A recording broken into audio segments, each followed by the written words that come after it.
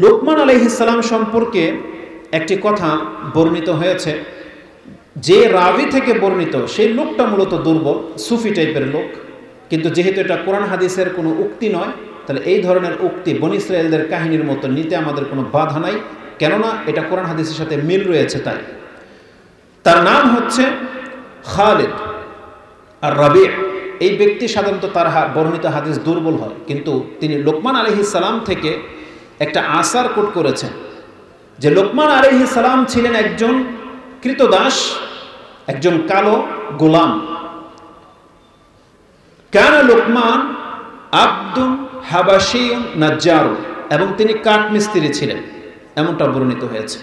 তার মালিক তাকে কোনো একদিন, কিন্তু সে ধার্মিক থাকার কারণে তার মালিক তার সাথে আধ্যাত্মিক কথাবার্তা বলতেন, নসিহতপূর্ণ কথাবার্তা বলতেন। একদিন তাকে বললেন, ইসবাহালি শাত, তুমি আমার জন্য একটা বকরি জব করো। ফাজাবাহালাহু শাত। লোকমান আলাইহিস সালাম একটা বকরি জব করলেন। তখন সে মালিক তাকে বললেন, তিনি বেআতিয়া বিহা মুদগাতাইনি, এই বকরির মধ্যে সব থেকে উত্তম যে গোশতের টুকরা দুইটা আছে তুমি আমার জন্য নিয়ে আসো। ফাইতিহা বিল লিসানি ওয়াল কলবি। লোকমান আলাইহিস সালাম সেই বকরির জবাইকৃত পশু থেকে জিহ্বাটা আর হৃৎপিণ্ডটা, যেটাকে আমরা হার্ট বলি, কলিজা বলি, ওটাকে বের করে নিয়ে আসছে। তখন বলছেন, মা কানা ফিহা শাইউন আতিয়াবা মিন হাযাইনি, এই বকরির এই পশুর মধ্যে কি এই জিহ্বাটা আর এই মুদগা, যেটা এই কলিজার টুকরাটা ছাড়া কি আর কোনো উত্তম গোশতের টুকরা নাই? তিনি বলছেন যে লা। ফাসাকাতা মা সাকাতা। তারপরে তিনি, তার মালিক চুপ হয়ে গেলেন, যতদিন চাইলেন। আরেকটা বর্ণনায় আসছে, ফামাকাসা মা শা আল্লাহ, কিছুদিন কেটে গেল, যতদিন আল্লাহ চাইলেন। তারপরে কোনো আরেক দিন তিনি বললেন, ইসবাহালি শাত, ফাজাবাহালাহু শাত, আমার জন্য একটা বকরি জব করে নিয়ে আসো। তিনি তাই করলেন। তারপরে বললেন, আলকে আখবাসা মিনহা মুদগাতাইনি, এই পশুর মধ্য থেকে সব থেকে নিকৃষ্ট খারাপ গোশতের টুকরা কোনগুলো, তা থেকে দুইটা টুকরা তুমি ফেলে দাও। তখন তিনি কি করলেন, ওই জিহ্বাটা আর এই যে হৃৎপিণ্ড, যেটা এই হার্ট, কলিজাটাকে বের করে ফেলে দিলেন। কলিজা সাধারণত ভিন্ন হয়, কিন্তু আমাদের ভাষায় যেটা আমরা কলিজা বলি সেজন্য বলতেছি, হৃৎপিণ্ড যেটা ফেলে দিলেন। তখন তার মালিক তাকে বলতেছেন, ফাকুলতু লাকা এতিনি বিআতিয়া বিহা, আমি তোমাকে কোন একদিন বলেছিলাম যে আমাকে উত্তম দুটা গোশতের টুকরা এনে দাও। তুমি আমার জন্য লিসান, যেটা জবান, জিহ্বাটা আর এই হৃৎপিণ্ডটা এনেছিলা। আর যখন তোমাকে বলা হলো সুম্মা কুলতু লাকা আলকি আখবাসাহা মুদগাতাইনি, খারাপ দুইটা টুকরা ফেলে দাও, তো তুমি ওই জিহ্বাটা আর হৃৎপিণ্ডটাই ফেলে দিলে।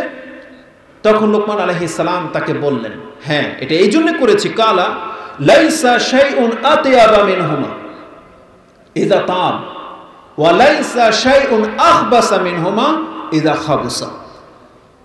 জিহ্বা এবং হার্ট, যেটা হৃৎপিণ্ড, এই দুইটা যদি সুস্থ থাকে, সঠিক থাকে, খারাপ না হয়ে যায়, তাহলে এই দুইটা গোশতের টুকরার মতো আর কোনো কিছু উত্তম কিছু হতে পারে না। আর এই দুইটা যদি কারো খারাপ হয়ে যায়, তাহলে এই দুইটা গোশতের টুকরার চেয়ে ঘৃণিত, নোংরা আর কোনো গোশতের টুকরা হতে পারে না। তার মানে তিনি বুঝাতে চাইলেন, কোনো ব্যক্তির যদি জবান এবং অন্তর ভালো থাকে, তাহলে এই ব্যক্তি সমাজে সব থেকে ভালো লোক। তার দ্বারা আপনি কল্যাণকর কিছু আশা করতে পারেন, তার সাথে আচরণ আপনি ভালো পাবেন, লেনদেন করে মজা পাবেন, তার সাথে বন্ধুত্ব করে আপনি কখনই ঠকবেন না। কিন্তু যেই ব্যক্তির জবান এবং অন্তর খারাপ, তার সাথে কোনো কাজে আপনি মিল পাবেন না। তার সাথে আপনি লেনদেন করেন, আপনি ঠকবেন। তার সাথে আত্মীয়তা করেন, আপনি শান্তি পাবেন না। তার সাথে বন্ধুত্ব করেন, আপনার বন্ধুত্ব টিকাতে পারবেন না। তো যার অন্তর খারাপ আর জবান খারাপ, এই ব্যক্তি কোনোদিন ভালো চরিত্রের মানুষ হতে পারে না। তো মানুষের এই জবান এবং অন্তর খুব সেন্সিটিভ জিনিস। কতটা সেন্সিটিভ মানুষের অন্তর আর জবানকে যদি পৃথক পৃথক আপনাকে আমি বুঝাই, তাহলে জেনে নেন আমাদের প্রত্যেকের অন্তরটা এটা এত মারাত্মক একটা সৃষ্টি। আল্লাহ সুবহানাহু ওয়া তাআলা তার এই যতগুলো বিষয়ের কসম খেয়েছেন, মানুষের বডির মধ্যে অন্য কোনো অঙ্গ প্রত্যঙ্গের কসম তিনি খাননি। মগজ অনেক ইম্পর্ট্যান্ট একটা জিনিস, আল্লাহ কসম খাননি। চোখ আমাদের জন্য অনেক গুরুত্বপূর্ণ বিষয়, কিডনি আমাদের অত্যন্ত গুরুত্বপূর্ণ বিষয়, কিন্তু আল্লাহ সুবহানাহু ওয়া তাআলা এগুলো কসম করেননি। কিন্তু আল্লাহ কসম করেছেন নাফসের, যে আত্মাটা আমাদেরকে দেয়া হয়েছে, বা এই হৃৎপিণ্ডের মধ্যে যে আত্মাটা থাকে, আমাদের যে প্রবৃত্তি, এটার কসম খেয়েছেন। আল্লাহ বলছেন ওয়া নাফসি ওয়া মা সাওয়াহা। আপনি সূরা শামস 91 নম্বর সূরার 7 থেকে 9 এর মধ্যে এই আয়াতগুলো পেয়ে যাবেন। আল্লাহ সুবহানাহু ওয়া তাআলা বলতেছেন শপথ ওই নাফসের এবং তার যিনি এটাকে সৃষ্টি করেছেন। আল্লাহ নিজের এবং তার সৃষ্টির এই অন্তর বা নাফসের কসম খেয়েছেন। এটা এতটা মারাত্মক বা এত সেনসিটিভ একটা সৃষ্টি আল্লাহ সুবহানাহু ওয়া তাআলা। আল্লাহ সুবহানাহু ওয়া তাআলা বলছেন ফাআলহামাহা ফুজুরাহা ওয়া তাকওয়াহা। আমি এই অন্তরের কসম এই জন্য খেয়েছি, কারণ এই অন্তরটা চাইলে ফেরাউন, কারুন, হামানের মতো একবারে বদও হতে পারে। আর আল্লাহ সুবহানাহু ওয়া তাআলা বলতেছেন কোন ব্যক্তি যদি চায় তাহলে এই অন্তরটাকে ফেরেশতার চরিত্রের আবু বকর, ওমর, ওসমান, আলী রাদিয়াল্লাহু তাআলা আনহুম আজমাইন তাদের মতো উত্তম করতে পারে। তার মানে মানুষের অন্তরটা একেবারে খারাপ হয়ে যায়, আবার মানুষের অন্তর একেবারে ভালো রাখা সম্ভব। যে চায় সে তার অন্তরকে ভালো রাখতে পারবে, আর যে চাচ্ছে সে কিন্তু তার অন্তরকে খারাপ করে দিচ্ছে। তো মারাত্মক ব্যাপার। আল্লাহ সুবহানাহু ওয়া তাআলা তারপরে বলে দিয়েছেন কাদ আফলাহা মান যাক্কাহা। যেই ব্যক্তি এই অন্তরটাকে পবিত্র রাখতে পারলো সেই ব্যক্তি ফালাহ, সার্বিক কল্যাণ পেয়ে গেল, সে মুক্তি লাভ করে দিল। আগে আল্লাহ সুবহানাহু ওয়া তাআলা বলছেন কাদ আফলাহা, সে নাজাত পেয়ে গেল, মুক্তি পেয়ে গেল যেই ব্যক্তি এটাকে পবিত্র রাখলো। তো যেই ব্যক্তিটাকে খারাপ করে দেবে সে ধ্বংস হয়ে যাবে। তারপরের আয়াতে সে কথাগুলো আছে। অত্যন্ত মারাত্মক এই মানুষের অন্তর। মানুষের এই অন্তরই মানুষকে খারাপ কাজের দিকে লেলিয়ে দেয়। এই জন্য এটাকে সুস্থ রাখা এটা অত্যন্ত গুরুত্বপূর্ণ। আল্লাহ সুবহানাহু ওয়া তাআলা কোরআনের আরেকটা আয়াতে, সম্ভবত সূরা শুআরা 26 নম্বর সূরার 89 এবং 99, 89, 90 অথবা 88, 89 নম্বরের মধ্যে ইব্রাহিম আলাইহিস সালামের দোয়ার কথা উল্লেখ করেছেন। তাতে তিনি বলেছিলেন যে আল্লাহ তুমি আমাকে কিয়ামতের মাঠে লাঞ্ছিত করো না, যেই দিন ইয়াউমা লা ইয়ানফাউ মালুন ওয়ালা বানুন, যেই দিন কারো সন্তান সন্ততি আর কারো সম্পদ কোনো উপকারে আসবে না।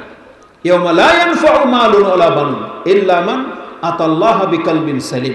কেবলমাত্র যেই ব্যক্তি একটা সুস্থ অন্তর নিয়ে আল্লাহর কাছে উপস্থিত হতে পারবে এই ব্যক্তি শুধু নাজাত পাবে। তাহলে অন্তরের সুস্থতা অত্যন্ত গুরুত্বপূর্ণ ব্যাপার। কারণ অন্তর যদি শুধরে যায় তাহলে জানেন সে কতগুলো পাপ থেকে মুক্ত হয়ে যাবে। এই অন্তরের পাপ হচ্ছে শিরকি বিশ্বাস রাখা, কুফরি বিশ্বাস রাখা, মুনাফেকের যে সন্দেহ থাকে, এটা অন্তরের রোগ। এই অন্তরের রোগ হচ্ছে ঘৃণা করা কাউকে। এই অন্তরের রোগ হচ্ছে নাজায়েজ সম্পর্ক তৈরি হয়ে যায়। এই অন্তরের রোগ হচ্ছে অন্তর অহংকার জন্মে যায়, হাসাদ, ফাসাদ তৈরি হয়ে যায় অন্তরের মধ্যে। এই যতগুলো পাপ আছে, আল্লাহকে ভয় না পাওয়া, এটা হচ্ছে আজকে আমাদের অধিকাংশ মুসলিমদের চরিত্র, যে আমরা আল্লাহকে ভয় পাই না। এটা আমাদের অন্তর খারাপ হয়ে যাওয়ার কারণে হয়েছে। তো অন্তর যদি ভালো থাকে আমরা আল্লাহকে ভয় পাবো, আমাদের মধ্যে হিংসা জন্মাবে না, আমাদের মধ্যে অহংকার জন্মাবে না, আমাদের মধ্যে আল্লাহ সুবহানাহু ওয়া তাআলার ইবাদতের দিকে আমাদের মন ঝুঁকবে সুস্থ অন্তর হলে। আর সুস্থ অন্তরের উপরে আপনার নাজাত পাওয়া না পাওয়ার বিষয় রয়েছে। আর চলে আসেন আমাদের জবান। আজকে আমাদের জবান দিয়ে যতগুলো পাপ আমরা করি, অন্য কোনো অঙ্গ প্রত্যঙ্গ দিয়ে হয়তো অতটা পাপ আমাদের হয় না যতটা পাপ আমাদের জবান দিয়ে হয়। যে হাদিসটি আমি প্রথমে আপনাকে উল্লেখ করলাম, এটা ইমাম বুখারী রাহিমাহুল্লাহ এবং ইমাম মুসলিম তারা উভয়ে তাদের কিতাবুর রিকাক এবং কিতাবুর রিকাকে এনেছেন। ইমাম বুখারী রাহিমাহুল্লাহ তার 81 নম্বর অধ্যায়ে হাদিসটা এনেছেন এবং ইমাম মুসলিম তার 55 নম্বর অধ্যায়ে হাদিসটাকে এনেছেন। যদি আপনি নাম্বার চান, নাম্বারে আমি আপনাকে দেখাতে পারি, সেটা 6478 পেয়ে যাবেন বুখারীতে, এবং মুসলিমে হাদিসটি 7371 রয়েছে। আবু হুরায়রা রাদিয়াল্লাহু তাআলা হাদিসের বর্ণনাকারী, তিনি রাসূলুল্লাহ সাল্লাল্লাহু আলাইহি ওয়াসাল্লাম থেকে বর্ণনা করতেছেন যে মানুষের জবান, মানুষের মুখ দিয়ে যে জুমলাগুলো উচ্চারণ হয়, এমন কিছু কথা বলে মানুষ জানে না যে এর কি হতে পারে, এই কথার রেজাল্ট। রাসূলুল্লাহ সাল্লাল্লাহু আলাইহি ওয়াসাল্লাম বলেছেন ইন্নাল আবদা লা ইয়াতাকাল্লামু বিকালিমাত মিন রিদওয়ানিল্লাহ মানুষের জবান থেকে কিছু কিছু কথা এমন বেরিয়ে যায় যেটাকে আল্লাহ সুবহানাহু ওয়া তাআলাকে সন্তুষ্ট করে দেয়, কিন্তু সেই ব্যক্তি জানে না যে তার মুখের এই কথাটা আল্লাহ সুবহানাহু ওয়া তাআলাকে কতটা সন্তুষ্ট করে দিয়েছে। হাদিসের ভাষাটা হচ্ছে এরকম, লা ইউলকি লাহা বালান, সে ধারণাও করতে পারে না, ওখানে উকি মেরে দেখে নাই যে তার কথাটা কত দামি ছিল। মুসলিমের বর্ণনায় রয়েছে, মা ইয়াতাবায়ানু মা ফিহা, সে বুঝতেই পারে নাই যে এর মধ্যে কি আছে, ব্যাখ্যাই সে লক্ষ্য করে নেই, কিন্তু তার মুখ থেকে এমন কথা বেরিয়ে গেছে। ফলশ্রুতিতে কি হয়, আল্লাহ তার উপরে এত বেশি সন্তুষ্ট হয়ে যায় যার বিনিময়ে আল্লাহ তার দারাজাতকে, তার মর্যাদাকে উপরের দিকে তুলে নিতে থাকে। এটা দুনিয়াতে এবং পরকালও সে হবে। আল্লাহ তার উপরে এত বেশি সন্তুষ্ট হয়ে যায় যে আল্লাহ তার মর্যাদাকে ওই কথার কারণে অনেক বেশি উপরে তুলে নিয়ে যায়। রাসূলুল্লাহ সাল্লাল্লাহু আলাইহি ওয়াসাল্লাম বলছেন, ইয়ারফাউহুল্লাহু বিহা দারাজাতান, আল্লাহ এর মাধ্যমে তার মর্যাদাকে অনেক উপরে উঠিয়ে নিয়ে যায়। অপরদিকে ওয়াইনাল আবদা লা ইয়াতাকাল্লামু বিকালিমাতিন মিন সাখাতিল্লাহ, আল্লাহকে অসন্তুষ্ট করে দেওয়ার মতো অনেক কথা আমাদের জবান দিয়ে উচ্চারিত হয়ে যায়, কিন্তু ওই ব্যক্তি বোঝে না, মা ইয়াতাবায়ানু মা ফিহা, সে বুঝতেই পারে না সে আল্লাহকে রাগান্বিত করার মতো কত কি বলে ফেলেছে, বুঝতেই পারে না। রেজাল্ট কি? রাসূলুল্লাহ সাল্লাল্লাহু আলাইহি ওয়াসাল্লাম বলছেন এই কথা, ইয়াহউই বিহা ফি জাহান্নাম, এই কথা তাকে জাহান্নামের নিচের দিকে নিতে থাকে। এমন না সে জাহান্নামে শুধু যাবে, নিচের দিকে যেতেই থাকবে। স্লিপ খেলে মানুষ যত দূর পর্যন্ত যায়, এই কথা তাকে জাহান্নামের দিকে ওইভাবে নিয়ে যেতে থাকবে। ইমাম মুসলিমের বর্ণনায় রয়েছে, আবাদা মা বাইনাল মাগরিবি ওয়াল মাশরিক, মাশরিকি ওয়াল মাগরিবি, পূর্ব এবং পশ্চিমের মধ্যে যতটা দূরত্ব রয়েছে, এই কথা তাকে জাহান্নামের অতটা তলে নিয়ে গিয়ে নিক্ষেপ করবে, কিন্তু সে বুঝে না সে কি বলেছে। তো মানুষের কথা, মুখের জুমলা এতটা মারাত্মক, আবার মানুষের মুখের কথা এতটাই মর্যাদাকর। যদি একটা এক্সাম্পল দিয়ে আপনি দেখেন, আমরা যারা মুখে উচ্চারণ করে দিয়েছি লা ইলাহা ইল্লাল্লাহ, আমরা অধিকাংশ মানুষ বুঝি না যে এটা কত বড় জুমলা আপনার আমার দ্বারা উচ্চারিত হয়ে গেছে। মুসলিমরা এটার কদর করতে পারে না, বরং আল্লাহ সুবহানাহু ওয়া তাআলা সূরা আলে ইমরান 3 নম্বর সূরার 17 নম্বর আয়াত যদি আপনি পড়েন, 17-18 নম্বর আয়াত, এই আয়াতগুলোতে আল্লাহ সুবহানাহু ওয়া তাআলা বলেছেন, শাহিদাল্লাহু আন্নাহু লা ইলাহা ইল্লাহু ওয়াল মালাইকাতু ওয়া উলুল ইলমি কাইমান বিল কিসত। আল্লাহ সুবহানাহু ওয়া তাআলা বলতেছেন, আল্লাহ যে একজন, তিনি ছাড়া সত্য কোনো ইলাহা নাই, এটা একমাত্র আল্লাহ ছাড়া আর কেউ জানে না। আর আল্লাহ নিজে সেই কথার সাক্ষ্য দিচ্ছেন যে শাহিদাল্লাহু আন্নাহু লা ইলাহা ইল্লাহু, আল্লাহ নিজে সে সাক্ষী দিচ্ছেন। আল্লাহর ইলমটা যেমন হুবহু ওই রকমের সাক্ষী দিয়েছেন ফেরেশতারা, মালায়েকারা। আর আল্লাহ সুবহানাহু ওয়া তাআলা বলছেন, পৃথিবীর মধ্যে, মানুষের মধ্যে এমন কিছু ইন্টেলেকচুয়াল পারসন বা জ্ঞানীরা রয়েছে যারাও জেনে গেছে যে আল্লাহ ছাড়া সত্য কোনো ইলাহা নাই। আল্লাহ বলছেন, মালাইকাতুন ওয়া উলুল ইলমি কাইমুম বিল কিসত, যারা ইলমে পরিপক্ক তারাই কেবল জানে যে আল্লাহ ছাড়া সত্য কোনো ইলাহা নাই। তার মানে যেই ব্যক্তির মুখ থেকে এই জুমলা বেরিয়ে গেছে, আল্লাহ সুবহানাহু ওয়া তাআলার কাছে এই ব্যক্তি হচ্ছে সবথেকে বড় জ্ঞানী ব্যক্তি। এই পৃথিবীর মাঝে যারা বলে আল্লাহ ছাড়া সত্য কোনো ইলাহা নাই, এরা হলো সবথেকে বেশি ইন্টেলেকচুয়াল পারসন, জ্ঞানী ব্যক্তি। তাকে কেউ বুদ্ধিজীবী বলে না, বুদ্ধিজীবীদের কোঠা ভিন্ন, যে হয়তো তার রবকে চিনে না। কিন্তু আমরা যারা, আপনি যে কোনো স্টেটাসের লোক হন না কেন, যে কোনো পর্যায়ের লোক হন না কেন, আপনি যদি এই কথার সাক্ষ্য দিয়ে দেন যে আল্লাহ ছাড়া সত্য কোনো ইলাহা নাই, আল্লাহর দৃষ্টিতে আপনি হলেন সেই সমস্ত ফেরেশতাদের মতন ইলম রাখা ব্যক্তি। ফেরেশতারা যেমন জানে আল্লাহ ছাড়া সত্য কোনো ইলাহা নাই, তবে জমিনের মধ্যে ওই সমস্ত জ্ঞানী ব্যক্তিরাও জানে যে আল্লাহ ছাড়া সত্য কোনো ইলাহা নাই। তো মানুষের জবান দিয়ে এই জুমলাটা যখন বেরিয়ে যায়, সে জানে না এর মাধ্যমে আল্লাহ তার মর্যাদাটা কোথায় উঠিয়ে নিয়েছে। পৃথিবীর সমস্ত কাফের মুশরিকের চেয়ে তার মর্যাদা সব থেকে বেশি, শুধু এই কথার মাধ্যমে ঈমান আনার কারণে। এবং আল্লাহ সুবহানাহু ওয়া তাআলা মানুষের কথাকে কতটা কদর করে আপনি দেখেন। লোকমান আলাইহিস সালামের কথাটাই ধরে নেন, তিনি কোনো নবী নন, কিন্তু তারপরেও কোরআনে যেমন সূরা ইব্রাহিম রয়েছে, সূরা হুদ রয়েছে, সূরা মুহাম্মদ রয়েছে, নবীদের নামে যে সূরা রয়েছে, তেমনি লোকমান নামে একটা সূরা রয়েছে। কি ঘটেছিল তা? তিনি তার ছেলেকে কয়েকটি ভালো ভালো উপদেশ দিয়েছিলেন। যিনি তার ছেলেকে বলেছিলেন, ইয়া বুনাইয়া লা তুশরিক বিল্লাহ ইন্না শিরকা লাযুলমুন আযীম। একজন পিতা কিছু ভালো নসিহত করার কারণে আল্লাহর কাছে তার মুখের জুমলাগুলো এতটা পছন্দনীয় হয়েছে যে আল্লাহ সেই কথাগুলোকে কোরআনের মধ্যে আয়াত হিসেবে রেখে দিয়েছেন এবং তার নামে একটা সূরা নাজিল করে দিয়েছেন। তেমনি 40 নম্বর সূরা, যেটা সূরা গাফির, মুমিন হিসেবে আমরা চিনি, ওইখানেও ফেরাউনের যুগের তার মন্ত্রী পরিষদের বা তার কওমের একজন সৎ লোকের কিছু কথা আছে, যে ফেরাউনকে এবং মন্ত্রী পরিষদের লোকদেরকে এবং বড় বড় তাগুতদেরকে কিছু উপদেশ দিয়েছিল। আল্লাহ সুবহানাহু ওয়া তাআলার কাছে সেটা এত পছন্দনীয় হয়েছে যে আল্লাহ ওই ব্যক্তির নামে ওই মুমিন হিসেবে একটা সূরা রেখে দিয়েছেন। তো যারা আল্লাহ সুবহানাহু ওয়া তাআলার সন্তুষ্টির জন্য কথা বলে, আল্লাহ সুবহানাহু ওয়া তাআলা তাদের মর্যাদাকে অনেক বেশি উপরে তুলে নিয়ে যান। আর কতক ব্যক্তিরা আছে যাদের জুমলা, মুখের জুমলা এত জঘন্য, আল্লাহ সুবহানাহু ওয়া তাআলাকে এত বেশি রাগান্বিত করে দেয়, সে মুসলিম হয়েও জাহান্নামের অতল তলে গিয়ে পতিত হয়, মুনাফিকদের নিচে গিয়ে পতিত হবে হয়তো। কি এমন ভাষা আছে বলেন তো দেখি, যদি আপনাদের নলেজে থেকে থাকে, যে একজন মুসলিম, একজন ব্যক্তি এমন কি জুমলা ব্যবহার করে যে আল্লাহ সুবহানাহু ওয়া তাআলা তার উপরে এতটা বেশি রেগে যান এবং এই ব্যক্তিকে জাহান্নামের একেবারে নিচের দিকে নিয়ে যেতে থাকে। আমি আমার কান কিছু শব্দ শুনেছি, আপনারা শুনেছেন কিনা দেখে মিলিয়ে দেখি হয় কিনা। আমি প্রায় যখন অটোতে বসি, প্রায় কিছু মুরব্বী মহিলা আছে, বয়স্করা আছে, বলে আল্লাহ রাসূল। সে যেখানে বিসমিল্লাহ বলবে, এটা না বলে বলতেছে আল্লাহ রাসূল, বরং ওঠার সময় বলে ইয়া রাসূলুল্লাহ। আপনার বাসায় এসে যখন ভিক্ষা চাইতে আসে, আমি প্রায় শুনেছি তারা বলে আল্লাহ রাসূল, একটু ব্যথা পেল বলে এটা। আমি জানি না আপনাদের সমাজের প্রচলন আছে কিনা। আছে? আপনি কি মনে করেন এই হাদিসের সাথে মিলে কিনা? মা ইয়াতাবায়ানু মা ফিহা, এই মহিলা বা এই মানুষটা বোঝে না যে তার মুখ থেকে এমন কি জুমলা বেরিয়ে গেল, সে বোঝে না। কিন্তু সে আল্লাহ সুবহানাহু ওয়া তাআলার নামই নেয়নি, যেখানে আল্লাহর নাম নিতে হতো সেখানে সে বলতেছে আল্লাহ রাসূল। আল্লাহ যদি সে এটা মনে করে যে আমি আল্লাহ এবং তার রাসূলকে ডাকলাম, তাহলেও তো সে শিরক করলো। কারণ আল্লাহ সুবহানাহু ওয়া তাআলা সূরা জিন 72 নম্বর সূরার 18 নম্বর আয়াতে বলে দিয়েছেন, ওয়ান্নাল মাসাজিদা লিল্লাহি ফালা তাদউ মা আল্লাহি আহাদা। দেখো, এই পৃথিবীর মধ্যে সেজদার জায়গা একমাত্র আল্লাহ, আল্লাহর জন্য। তুমি আল্লাহর সাথে অন্য কোনো একজনকেও ডাকবা না, একজনকেও না, আহাদান বলা হয়েছে।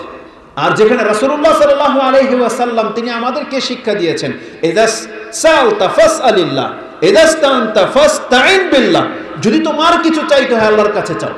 যিনি রাসূলুল্লাহ সাল্লাল্লাহু আলাইহি ওয়াসাল্লাম সব কাজ আল্লাহর নাম নিয়ে করতেন, সেখানে আপনি মুসলিম হয়ে, সে রাসূলের উম্মত হয়ে, তার দেখানো শিক্ষা পেয়েও আপনার মুখ দিয়ে আল্লাহর নাম বেরোয় না, বরং যেই জায়গাতে আল্লাহর নাম নিতে হইতো সেখানে আপনি রাসূলকে জপেন। এটা খুব মারাত্মক একটা জুমলা, খুবই মারাত্মক জুমলা।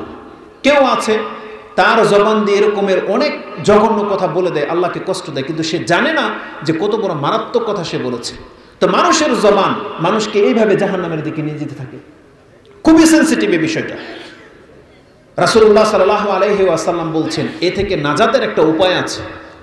কেউ যদি চায় যে আমার জবান দিয়ে আমি মিথ্যা বলবো না, কারো গীবত করব না, কারো নিন্দা করব না, কারো মানহানি করব না, আমি শিরকি কোনো জুমলা বলবো না, কেউ যদি চায় তার জবান থেকে সমস্ত পাপ থেকে মুক্ত হতে, রাসূলুল্লাহ সাল্লাল্লাহু আলাইহি ওয়াসাল্লামের একটা উপদেশ তাকে মানতে হবে। একটা উপদেশ, এই উপদেশ আপনি এখান থেকে নিয়ে যান এবং প্র্যাকটিস করেন, চেষ্টা করেন। চেষ্টার বিকল্প আপনি এটা পাবেন না। আপনাকে আপনার জবানের মধ্যে লাগাম টেনে ধরতে হবে। জবান দিয়ে যা খুশি তা, যখন খুশি তা বলে কিছু বলে ফেলতে পারেন না আপনি। আপনাকে নিজের জবানের প্রতি হেফাজতের দায়িত্ব নিতে হবে। আল্লাহ সুবহানাহু ওয়া তাআলা আমাদেরকে যেই দিক নির্দেশনা দিয়েছেন, রাসূলুল্লাহ সাল্লাল্লাহু আলাইহি ওয়াসাল্লাম সেটা আমাদেরকে জানিয়েছেন। একটা হাদিস নিয়ে নেন, এই হাদিসটা ইমাম বুখারী এবং মুসলিম তাদের উভয়ে তাদের কিতাবে এনেছেন। ইমাম বুখারী রাহিমাহুল্লাহ তিনি তার কিতাবুর রিকাব 81 নম্বর অধ্যায়ে এনেছেন এবং ইমাম মুসলিম এটা তার ঈমানের অধ্যায়ে 77 নম্বরে পেয়ে যাবেন। আর ইমাম বুখারী রাহিমাহুল্লাহ হাদিসটা আপনি 6475 পেয়ে যাবেন। রাসূল সাল্লাল্লাহু বলছেন, মান কানা ইউমিনু বিল্লাহি ওয়াল ইয়াউমিল আখির ফালিয়াকুল খায়র আও লিয়াসমুত। যেই ব্যক্তি আল্লাহ এবং পরকালে বিশ্বাসী হওয়ার দাবি করবে, সে যেন তার জবান খুললে সে যেন কল্যাণকর কথা বলবে অথবা চুপ করে বসে থাকে।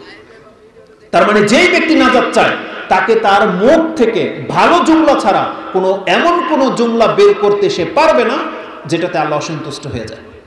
রাসূল সাল্লাল্লাহু আলাইহি ওয়াসাল্লাম বলছেন ফালিয়াকুল খায়র আও লিয়াসমুত, হয় আপনি চুপ করে বসে থাকেন, তাতেই আপনার জন্য নাজাত রয়েছে। ওই হাদিসও আমি আপনার কাছে তুলে ধরবো, যেখানে রাসূল সাল্লাল্লাহু আলাইহি ওয়াসাল্লাম বলেছেন যেই ব্যক্তি চুপ থাকলো সেই মুক্তি পেয়ে গেল।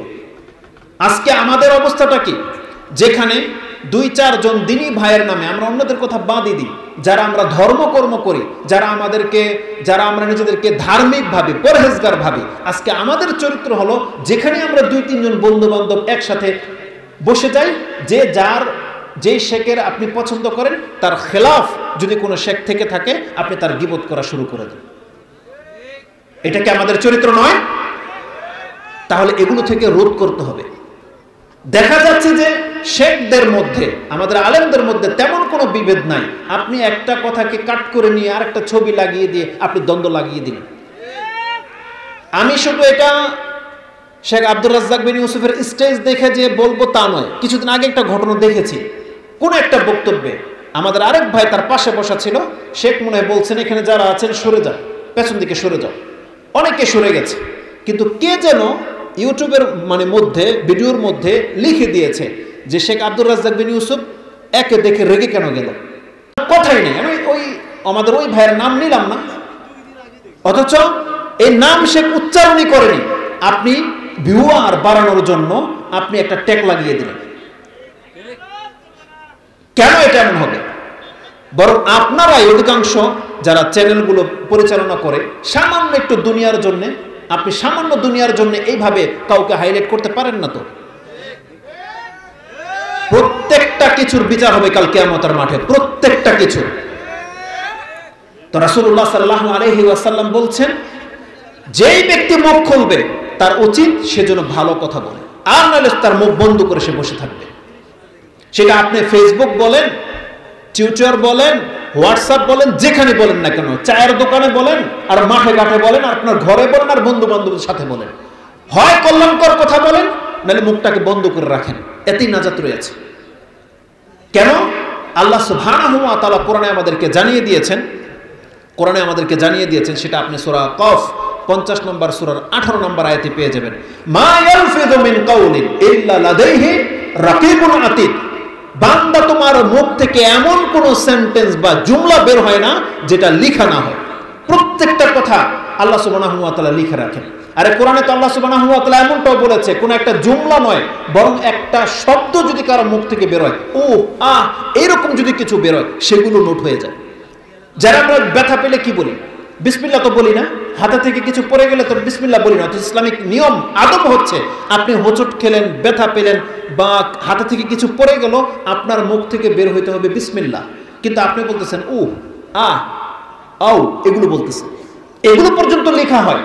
আপনি যদি বিসমিল্লাহ বলতেন লেখা হয়ে যেত, কিন্তু এই সমস্ত সংকেতগুলো বলার কারণে আপনি কোনো নেকি পাচ্ছেন না। উপরন্তু এটা যে একটা অপরাধ, তাই আল্লাহ সুবহানাহু ওয়া তাআলা সূরা বনী ইসরাঈল 17 নম্বর সূরার 23-24 এই আয়াতগুলোতে দেখেন, যেখানে বাপমার আচরণের ক্ষেত্রে আপনি তাকে বকাঝকা করবেন তো দূরের কথা, আল্লাহ বলছেন ফালা তাকুল্লাহুমা উফ। উফ শব্দটা পর্যন্ত ব্যবহার করা যাবে না। তাহলে কি হবে? লেখা হয়ে যাবে যে আপনি আপনার বাপমার উপরে এই উফ শব্দ বলেছিলেন, এটাও কিন্তু লেখা হয়ে যাবে। তো মুখের জুমলা খুবই মারাত্মক, আমাদেরকে বাঁচতে হবে। রাসূলুল্লাহ সাল্লাল্লাহু আলাইহি ওয়াসাল্লাম আমাদেরকে এমন ভাবে সতর্ক করেছেন যে মানুষ জানে না যে মুখের জুমলা তার জন্য কতটা মারাত্মক হতে পারে। একজন সাহাবী, আমি আপনাকে 2-3টা হাদিস, 5 মিনিট যেহেতু আমাকে বলা হয়েছে সময়, 2টা হাদিস।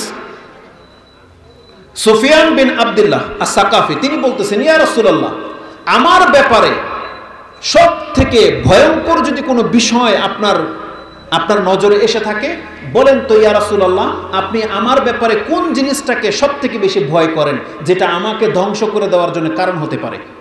বলছেন, ইয়া রাসূলুল্লাহ, মা আখওয়াফু মা তাখাফু আলাইয়া, আমার ব্যাপারে কোন বিষয়টাকে আপনি সব থেকে বেশি ভয় করেন। সে সাহাবী বলতেছেন, তখন রাসূল সাল্লাল্লাহু আলাইহি ওয়াসাল্লাম নিজের জিহ্বাটা টেনে ধরলেন, বের করে বললেন, হাজা, এটা হচ্ছে তোমার জন্য সব থেকে মারাত্মক বিষয়, যে তুমি এটার কারণে ধ্বংস হয়ে যেতে পারো, এটাকে থামাও। রাসূল সাল্লাল্লাহু আলাইহি ওয়াসাল্লাম নিজের জিহ্বাটাকে টেনে ধরে বললেন, এটাকে সংযত করো।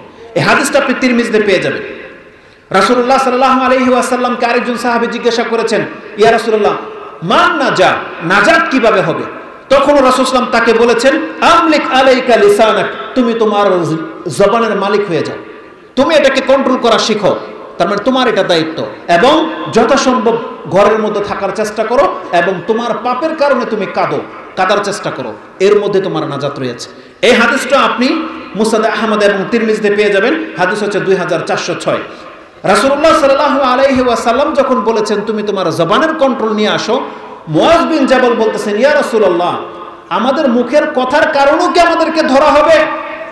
মুখের কথার কারণে রাসূলুল্লাহ সাল্লাল্লাহু আলাইহি ওয়াসাল্লাম বলছেন, ওয়া হাল ইয়াকুব্বুন নাসু ফিন নারি আলা উজুহিহিম, এটাও কি হতে পারে যে মানুষের মুখের ভরে টেনে নিয়ে জাহান্নামে ফেলে দেবে? এটা যদি মুখের অপরাধের কারণে না হয়, তাহলে আর কোন অপরাধের কারণে এমনটা হবে? রাসূল সাল্লাল্লাহু আলাইহি ওয়াসাল্লাম বলছেন, ইল্লা হাসাইদু আলসিনাতি, মানুষের মুখের খারাপির কারণেই তো মানুষকে উপর করে নিয়ে জাহান্নামে ফেলে দেওয়া হবে, এটা মুখের পাপের কারণে হবে। এত বড় শাস্তি।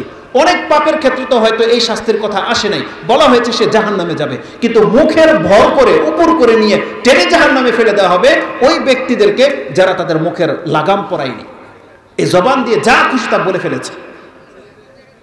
আল্লাহ সুবহানাহু ওয়া তাআলা এটাকে এত মারাত্মকভাবে বলেছেন, একটু আগেই বলেছেন সেই হাদিসটা আসবে, এটা আপনি তিরমিজিতে পেয়ে যাবেন। রাসূলুল্লাহ সাল্লাল্লাহু আলাইহি ওয়াসাল্লামকে জিজ্ঞাসা করা হয়েছে, আব্দুল্লাহ ইবনে আমরিন, তিনি বলছেন, কালা রাসূলুল্লাহ সাল্লাল্লাহু আলাইহি ওয়াসাল্লাম, মান সামাতা নাজা, যেই ব্যক্তি চুপ থাকলো সেই ব্যক্তি নাজাত পেয়ে গেল। সর্বশেষ, যেহেতু 5 মিনিট ওভার হয়ে গেছে, সর্বশেষ যে কথাটা আমি শেষ ইন্ডিংয়ে বলবো সেটা হচ্ছে, ওই যে বলেছিলাম যে আমাদের অনেকের দ্বারা গোপনে কিছু পাপ হয়ে যায়। আপনি কি জানেন আল্লাহ সুবহানাহু ওয়া তাআলা আপনাকে ক্ষমা করার জন্য কি ব্যবস্থা রেখেছেন? এই হাদিসটা আপনি ইমাম বুখারী থেকে নিয়ে নেন। ইমাম বুখারী রাহিমাহুল্লাহ তিনি তার 78 নম্বর অধ্যায় কিতাবুল আদব, বিররি ওয়াল আদব, তাতে 60 নম্বর পর্বে পেয়ে যাবেন যে মুসলিমদের উচিত তার পাপগুলোকে প্রকাশ না করা। সেখানে এনেছেন যে বান্দাদের উচিত তাদের দ্বারা যে পাপগুলো হয়ে যায় সেগুলো যেন কারো কাছে প্রকাশ না করে। দেখেন আজকে আমাদের মুখের কারণে আমরা আমাদের পাপগুলোকে কিন্তু প্রকাশ করে দিয়ে ফেসে যাচ্ছি। একজন ব্যক্তি যদি পাপ করে আল্লাহ তার সাথে কি আচরণ করে? রাসূলুল্লাহ সাল্লাল্লাহু আলাইহি ওয়াসাল্লাম তিনি বলতেছেন, কুল্লু উম্মতি মুআফা ইল্লা আল মুজাহিরুন, আমার উম্মতের প্রত্যেকটা লোক ক্ষমা পেয়ে যাবে, তবে প্রকাশকারীরা ছাড়া। যে ব্যক্তি পাপ করে প্রকাশ করে, এই প্রকাশকারী প্রকাশ্য পাপীরা ছাড়া আমার উম্মতের যে কোনো পাপী মাপ পেয়ে যাবে। তার মানে যারা গোপনে পাপকে গোপনে রেখেছে, প্রকাশ করেনি, উদ্যততা দেখায়নি, আর এদের চাইতে কত বড় মারাত্মক পাপী, একটু আগে শেখ নেশার সম্পর্কে বলেছে না, যারা প্রকাশ্যে সিগারেট খায়, প্রকাশ্যে জর্দা হারাম খেয়ে ঘোরা বেড়াচ্ছে, যারা প্রকাশ্যে নেশা করে, নেশা নিচ্ছে, এগুলো কত বড় পাপ। যারা প্রকাশ্যে দাড়ি ফেলে দিয়ে হাঁটতেছেন, যাদের প্রকাশ্য পাপ হচ্ছে প্যান্ট টাকনার নিচে, আপনি ইসলামকে বুড়ো আঙ্গুল দেখিয়েছে, প্রকাশ্য পাপ, এদের রেজাল্ট কি হবে? যেখানে রাসূলুল্লাহ সাল্লাল্লাহু আলাইহি ওয়াসাল্লাম বলছেন একজন ব্যক্তি গোপনে পাপ হয়ে গেলে এটা যদি সে গোপন রাখে নাজাত পাওয়ার চান্স আছে, যদি প্রকাশ করে দেয় এই ব্যক্তি নাজাত পাবে না। আর আপনি প্রকাশ্যে পাপে লিপ্ত, এই ব্যক্তিদের কি হবে? রাসূলুল্লাহ সাল্লাল্লাহু আলাইহি ওয়াসাল্লাম বলছেন একজন ব্যক্তির প্রকাশ করে দেওয়াটা কেমন? তিনি বলছেন, ওয়াকাদ সাতারাহাল্লাহ আন্না আইয়ামালা আর-রাজুলু আমালান বিল-লাইলি সুম্মা ইউসবিহু ওয়াকাদ সাতারাহুল্লাহ, একজন ব্যক্তি রাতে কোনো একটা কাজ করে ফেলেছে, আল্লাহ সেটাকে ঢেকেছিলেন, পর্দা করে রেখেছিলেন, কিন্তু এই ব্যক্তি কি করেছে? ফায়াকুলু ইয়া ফুলানুন আমিলতুল বারিহাতা কাযা ওয়া কাযা, দিনের বেলায় সকালে সে বলতেছে, হে অমুক তুমি শোনো, আমি রাতে এই কাজগুলো করেছি, রাতে আমি এই সব কাজে লিপ্ত হয়েছি, অথচ সে কিন্তু জানতো না। একমাত্র আল্লাহ জানার, এই পাপী ব্যক্তি জানে। আল্লাহ কিন্তু সেটাকে পর্দা দিয়ে ঢেকে রেখেছিলেন, কিন্তু এই ব্যক্তি তার বন্ধুদের কাছে এইভাবে প্রকাশ করে দেয়, ফেসবুকে দিয়ে দেয়, আমি এটা করেছি, এটা করেছি। সুবহানাল্লাহ। অথচ আল্লাহ সুবহানাহু ওয়া তাআলা তার পাপটাকে গোপন রেখেছিলেন। আমি এই হাদিসটাকে এই পর্যন্ত ক্ষান্ত করে দিচ্ছি।